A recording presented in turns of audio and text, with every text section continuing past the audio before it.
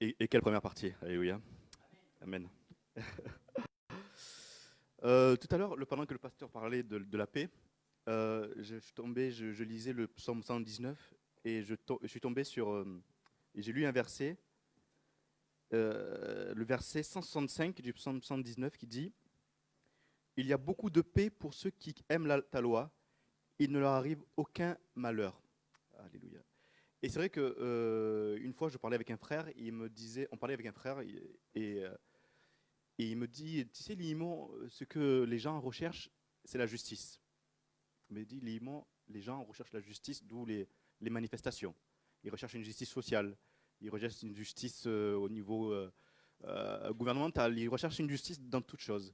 Et le gros problème, c'est que euh, il y a autant de justices différentes qu'il y a autant d'êtres humains sur Terre, sachant que nous avons chacun notre propre justice. Et comment arriver à allier tout ça, sachant que sur 100 personnes, il y a 100 justices différentes. Et dans la parole, il est dit que le trône de l'Éternel est un trône de justice et d'équité. Donc le seul moyen de trouver une seule justice, c'est de s'approcher du trône de l'Éternel. En fait, le monde a besoin de connaître la vraie justice, la justice de l'Éternel. Il est impossible d'être dans la paix, il est impossible d'être affermi si on ne s'approche pas du trône de justice et du trône d'équité. Pourquoi du trône d'équité? Parce que Dieu juge avec droiture. Il juge avec droiture car il est droit. Et il juge avec justice. Et nous devons nous approcher absolument et tout le temps du trône d'équité et du trône de justice. Amen. Donc la prochaine fois que je croiserai un gilet jaune au rond-point, je dirai: approche-toi du trône de l'Éternel. Voici notre parole à nous. Approche-toi du trône de l'Éternel. Et que ce soit au gilet jaune ou à n'importe qui. Approche-toi du trône de l'Éternel, c'est là que tu trouveras la vraie justice et la vraie équité. L'équité sociale, l'équité. On cherche beaucoup d'égalité, hein. On cherche énormément d'égalité, mais notre Dieu, c'est celui qui donne avec justice et avec droiture. Amen. Et s'ils me voient à Facebook, c'est pas que je me moque d'eux, c'est juste que Dieu est la solution. Amen. Dieu est la solution. Parce que comme dit David, je proclamais les bienfaits de l'Éternel et je proclamais sa justice devant le peuple, devant le monde. Alléluia. Et je n'ai pas honte de l'Évangile. Et donc, on va lire le psaume 112.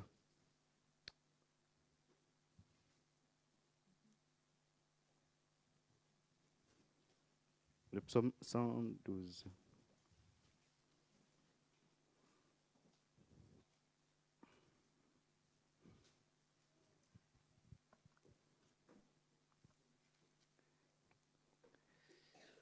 Louez l'Éternel. Heureux l'homme qui craint l'Éternel, qui trouve un grand plaisir à ses commandements. Sa postérité sera puissante sur la terre. La génération des hommes droits sera bénie. Il a dans sa maison bien-être et richesse, et sa justice subsiste à jamais. La lumière se lève dans les ténèbres pour les hommes droits, pour celui qui est miséricordieux, compatissant et juste. Heureux l'homme qui exerce la miséricorde et qui règle ses actions d'après la justice, car il ne chancelle jamais. La mémoire du juste dure toujours.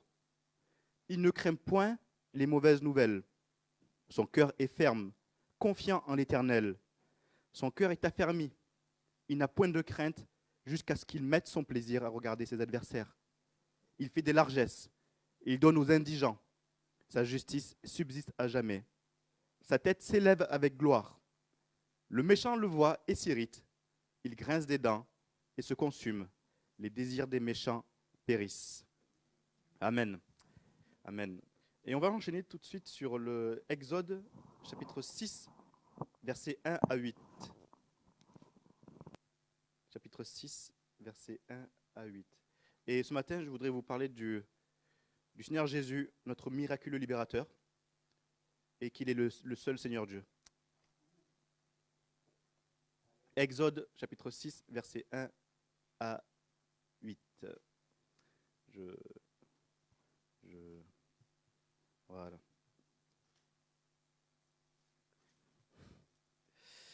Donc, excusez-moi. Voilà, on y va. L'Éternel dit à Moïse: Tu verras maintenant ce que je ferai à Pharaon. Une main puissante le forcera à les laisser aller. Une main puissante le forcera à les chasser de son pays. Dieu parla encore à Moïse et lui dit: Je suis l'Éternel. Je suis apparu à Abraham à Isaac et à Jacob comme le Dieu Tout-Puissant. Mais sous mon nom, l'Éternel, je n'ai pas été reconnu par eux. J'ai aussi établi mon alliance avec eux pour leur donner le pays de Canaan, le pays de leur pèlerinage dans lequel ils ont séjourné. J'ai entendu les gémissements des enfants d'Israël que les Égyptiens tiennent dans la servitude, et je me suis souvenu de mon alliance. C'est pourquoi je dis aux enfants d'Israël, je suis l'Éternel, je vous affranchirai des travaux dont vous chargent les Égyptiens, je vous délivrerai de leur servitude, et je vous sauverai à bras étendus et par de grands jugements. Je vous prendrai pour mon peuple, je serai votre Dieu, et vous saurez que c'est moi, l'Éternel, votre Dieu, qui vous affranchit des travaux dont vous chargent les Égyptiens. Je vous ferai entrer dans le pays que j'ai juré de donner à Abraham, à Isaac et à Jacob. Je vous le donnerai en possession, moi, l'Éternel. Amen. On voit que Dieu parle à Moïse. On voit que Dieu a créé une intimité toute particulière avec Moïse. Et en créant cette intimité avec Moïse, il fait une comparaison au moment où il s'est présenté à Abraham, à Isaac et Jacob comme le Dieu Tout-Puissant. Il s'est présenté à Moïse en étant Jéhovah, en étant celui qui est, celui qui était et celui qui est et celui qui sera. Il s'est présenté à Moïse, et Moïse qui le cherchait, voulait une intimité, et Dieu a répondu à son intimité en disant, voilà, je te donnerai mon nom, et mon nom est Jéhovah, celui qui est. Et Dieu, qu'est-ce qu'il fait? Il associe le nom Jéhovah, il associe le nom de l'Éternel à toutes les merveilles qu'il a faites dans le passé pour son peuple. Toutes les merveilles que Dieu a faites pour son peuple sont associées à son nom, Jéhovah, celui qui est. Comme ça, Moïse, quand il est arrivé et cherchait la face éternelle, l'Éternel a dit, je suis Jéhovah. En même temps, je te rappelle que tout ce qui a été fait, je le lis à mon nom. Ce n'est ni Abraham, ni Jacob, ni Isaac qui l'ont fait. C'est moi leur Dieu. Et c'est moi qui me présente devant toi. C'est moi qui ai fait tout ça. Donc si tu te présentes devant moi, le nom de Jéhovah est lié à toutes ces merveilles et à tous ces miracles. Amen. C'est lui qui a appelé Abraham et a conclu une alliance et a créé une grande nation par Abraham, par le biais d'un enfant qui a été promis. Sarah qui était stérile, Dieu a créé un miracle et l'Éternel associe ce miracle à son nom. Il n'a pas associé ce miracle à Abraham et à Sarah, ce miracle est associé au nom de l'Éternel, à Jéhovah. Il est le Dieu qui a utilisé ce que l'homme cherchait à faire de mal pour promouvoir Joseph au poste de commandant en second en Égypte.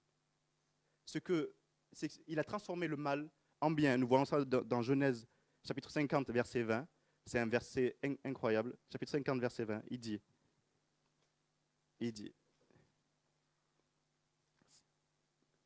50, verset 20, il dit, vous aviez médité de me faire du mal. Dieu l'a changé en bien pour accomplir ce qui arrive aujourd'hui, pour sauver la vie à un peuple nombreux. Dieu a associé, en parlant à Moïse, il a associé son nom au miracle qu'il a accompli en Égypte pour Joseph. C'est lui qui a conduit son peuple durant la famine en Égypte pour les nourrir. L'Éternel associe à son nom, celui qui est, à ce miracle encore une fois, et à Moïse dans cette intimité. Dans l'intimité, Dieu veut toujours associer son nom à tout ce qu'il a fait de glorieux dans votre vie. Tout ce qu'il a fait de glorieux dans votre vie, tout ce qu'il a fait de merveilleux dans votre vie, vous devez l'associer tout le temps au nom de l'Éternel, comme à Moïse quand il était dans son intimité. Et c'est lui qui a promis de libérer le peuple de l'esclavage par le biais de Moïse. Le peuple, combien de fois l'Éternel dit au peuple de ne pas s'inquiéter? Combien de fois l'Éternel dit au peuple de ne pas s'inquiéter? L'Éternel veut qu'on associe son nom à la sérénité et à la paix. Tout à l'heure, quand le pasteur parlait, et dans mon cœur, j'associais automatiquement la paix au grand Dieu vivant et au grand Dieu puissant. La paix est associée exclusivement. La sérénité est associée exclusivement. Le miracle est associé exclusivement au nom de l'Éternel, à Jéhovah. Dans l'intimité, on peut que reconnaître que tout est exclusif à l'Éternel.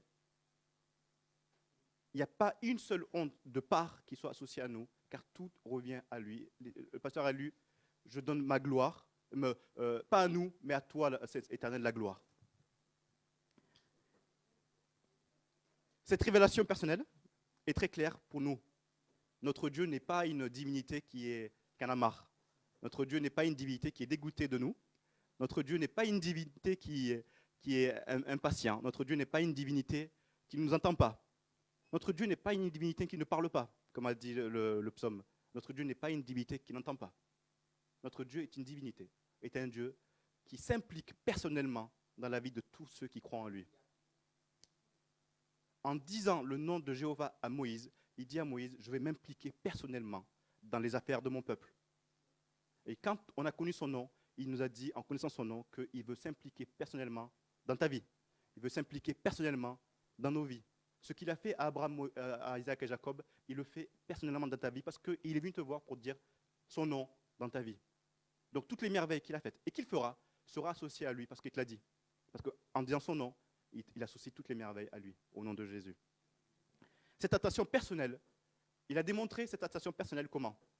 Comment il a démontré cette attention personnelle? Comment il a démontré qu'il tient à nous? Comment il a démontré qu'il veut s'impliquer dans nos vies?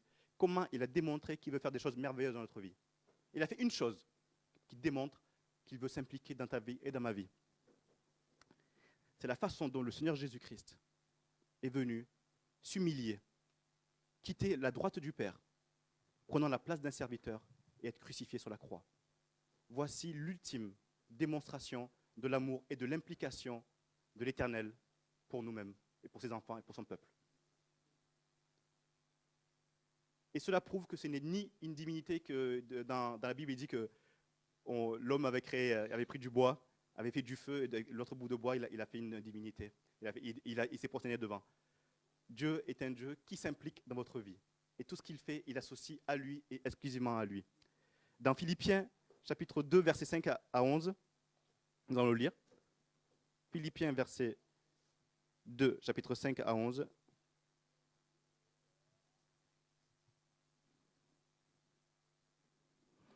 Voilà. Excusez-moi. Philippiens, chapitre 2, versets 5 à 11. Ayez en vous les sentiments qui étaient en Jésus-Christ, existant en forme de Dieu. Il n'a point regardé son égalité avec Dieu comme une proie arrachée, mais il s'est dépouillé lui-même en prenant une forme de serviteur, en devenant semblable aux hommes, et il a paru comme un vrai homme. Il s'est humilié lui-même, se rendant obéissant jusqu'à la mort, même jusqu'à la mort de la croix. C'est pourquoi aussi Dieu l'a souverainement élevé. Il lui a donné le nom qui est au-dessus de tout nom, afin qu'au nom de Jésus, tout genou fléchisse dans les cieux, sur la terre et sous la terre, et que toute langue confesse que Jésus-Christ est Seigneur, à la gloire de Dieu, le Père. L'Éternel nous a donné un nom qui est associé à tout miracle dans nos vies, le nom du Seigneur Jésus-Christ. Voici le nom qu'il t'a donné pour te prouver qu'il s'implique dans ta vie. S'il ne voulait pas s'impliquer dans ta vie, il ne t'aurait pas donné le nom de Jésus. S'il ne voulait pas te sauver, il ne t'aurait pas donné le nom de Jésus. S'il ne voulait pas te bénir, il ne t'aurait pas donné le nom de Jésus. Et s'il ne nous aimait pas, il ne serait pas sacrifié. Voici la preuve ultime de l'intention de l'Éternel dans ta vie, c'est le nom de Jésus. Il a quitté son égalité du Père, il était égal au Père, pour venir s'humilier et dire je suis venu pour servir et non pour être servi. Est-ce que ça, ce n'est pas la preuve ultime de l'implication que veut l'Éternel dans notre vie?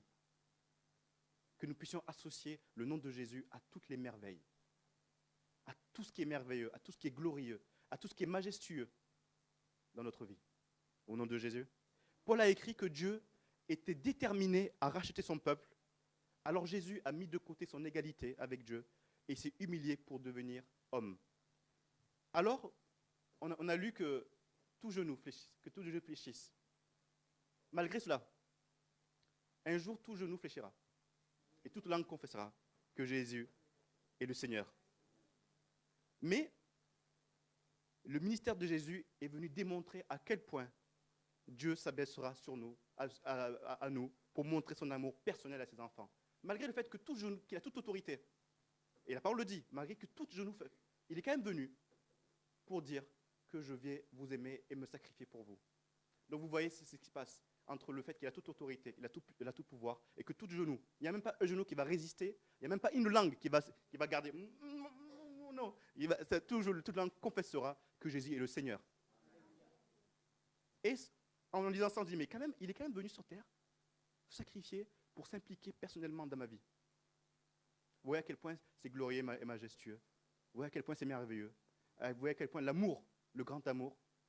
Il y a un chant qui s'appelle De tout mon être. Il y a une strophe qui dit quand je songe au mystère, au sublime mystère, qu'un Dieu si grand ait pu penser à moi, que son cher fils est devenu mon frère et que je suis l'héritier du grand roi. Voilà l'implication du Seigneur Jésus, voici l'implication du nom de Jésus dans notre vie. Nous devenons héritiers du grand roi et nous devenons frères du Seigneur Jésus-Christ, qui est le Sauveur et qui est mon libérateur. J'associe le nom de Jésus à tout ce qui est merveilleux et tout ce qui est glorieux. Parce que Dieu est venu et dans ma vie, il m'a dit, Limimon, je viens te dire le nom qui va te sauver, le nom qui va te donner la joie, le nom qui va te donner la paix et la sérénité, le nom de Jésus. Et c'est le seul nom que je te donne. Il n'y a pas d'autre nom sur terre. Amen. Jésus est le Fils de Dieu parfait. Il nous aima alors que nous étions ennemis de Dieu et il nous appela ses amis. Romains chapitre 5, 10 dit, car si, lorsque nous étions ennemis, nous avons été réconciliés avec Dieu par la mort de son Fils, à plus forte raison, étant réconciliés, serons-nous sauvés par sa vie. Il est la splendeur, il est le rayonnement, il est la gloire de Dieu. Il est venu nous révéler le Père. Il est venu nous aimer, même si nous avons une foi enfantine, et surtout si nous avons une foi enfantine. Luc 18, 16. Et Jésus les appela et dit, laissez venir à moi les petits enfants et ne les empêchez pas, car le royaume de Dieu est pour ceux qui leur ressemblent. Hier, je parlais avec une personne et devant nous, il y avait l'écran, il y avait toutes les manifestations et tous les heurts qu'on voyait dans toutes les villes en France. Et la personne, elle me parlait, elle me disait, quand même, elle me disait, c'est incroyable, genre, le monde va à sa perte. Et elle disait, le monde va à sa perte, et elle disait, il y a trop d'enfants sur Terre, il y a trop de monde sur Terre. Il y a trop de voitures sur Terre. Il faudrait limiter le nombre d'enfants. Il faudrait limiter le nombre de voitures. Comment, si je savais tout ça, ce qui est passé, je n'aurais pas fait d'enfants. Comment je peux, en voyant ça, quand on parle de transition énergétique, ça fait peur. Quand on voit les batailles qu'il y aura pour les ressources, ça fait peur. Quand on voit, quand les gens pensent de manière égoïste, ça fait peur. Et plus il parlait, et plus il me parlait. Et puis dans mon cœur, j'ai dit, Seigneur, il m'est impossible d'avoir la même vision que la personne qui parle, puisque tu es le Dieu de ma paix. Seigneur, il est impossible que je puisse avoir le même langage que la personne à côté de moi, car tu m'as donné un seul nom. Sinon, si je parle comme la personne qui parlait, et elle, comment voulez-vous qu'elle peut parler que comme ça? C'est normal, elle peut parler comme ça, puisque Dieu, elle ne connaît pas Dieu. Elle peut parler comme ça, et c'est normal. J'ai dit, si je parle comme elle, Seigneur, je vais trahir ton langage. Si je parle comme elle, je trahirai ton langage, et je trahirai le fait que tu sois venu sur terre pour me donner la paix, et la joie, et l'amour, et la sérénité, et la sécurité. Il dit qu'il répand sa grâce sur nous comme un bouclier dans nos vies. Donc j'ai dit, mais Seigneur, moi je ne veux pas trahir ton langage. Je ne veux pas trahir ton langage. Je ne peux pas être animé et dirigé par la peur. Et c'est normal que cette personne, j'ai dit, et même la tristesse m'est montée en moi en me disant, mais c'est normal que la personne parle comme ça. Et je me suis dit, il y a des millions de personnes qui parlent comme ça. Mais moi je trahirai le langage de l'Éternel. Je trahirai le langage du royaume de Dieu. Je trahirai le langage du royaume de justice. Il dit que le royaume de justice n'a pas de fin. Alors je trahirai le langage de justice. C'est comme si je disais que le royaume de justice de l'Éternel est limité. Mais est-ce que c'est le langage d'un enfant de Dieu? Je dirais que, Seigneur, moi je suis ton enfant, mais je vais penser à moi, je vais me préoccuper de moi, car toi tu n'es pas un Dieu qui t'occupe de moi. Est-ce que c'est le langage d'un enfant de Dieu? Est-ce le langage d'un enfant de Dieu d'être dirigé et de prendre des décisions par la peur? Est-ce le langage de Dieu, d'un enfant de Dieu, d'être dirigé par la crainte du monde? Le langage d'un enfant de Dieu est dirigé et se réjouit dans la crainte de l'Éternel. Car le nom de Jésus, encore une fois, est associé à la plénitude et à la sérénité. Le nom de Jésus n'est pas associé à des projets personnels ou à une justice personnelle. Le nom de Jésus est associé à un royaume de justice où lui, il est le roi des rois. Et s'il est le roi des rois, il s'occupe de toi, il s'occupe de moi. Et dans ton intimité, on dit, Seigneur Jésus, tu m'as donné tout ton nom, car tu veux t'impliquer personnellement jour et jour, dans la nuit aussi, dans ma vie. Dieu, qui est le roi de l'univers, au travers de son Fils unique, nous permet, simples humains fragiles, qui aimons nous dire tous les jours, oui, nous sommes que poussière. Ça, on aime le dire.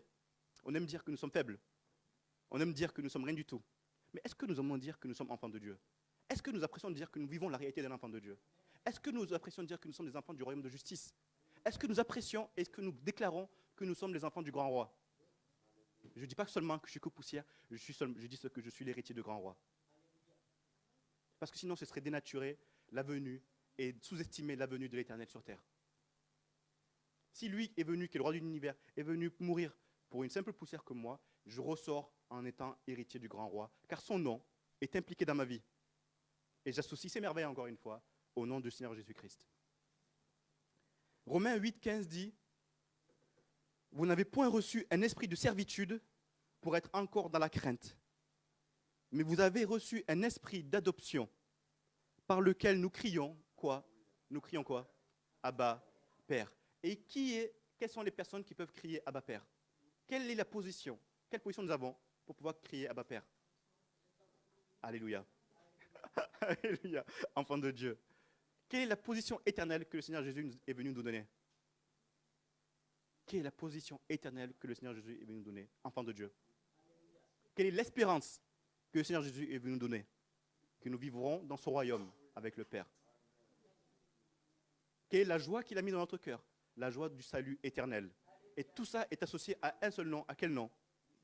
Au Seigneur Jésus-Christ. Que le Seigneur vous bénisse. Et soyez bénis au nom de Jésus.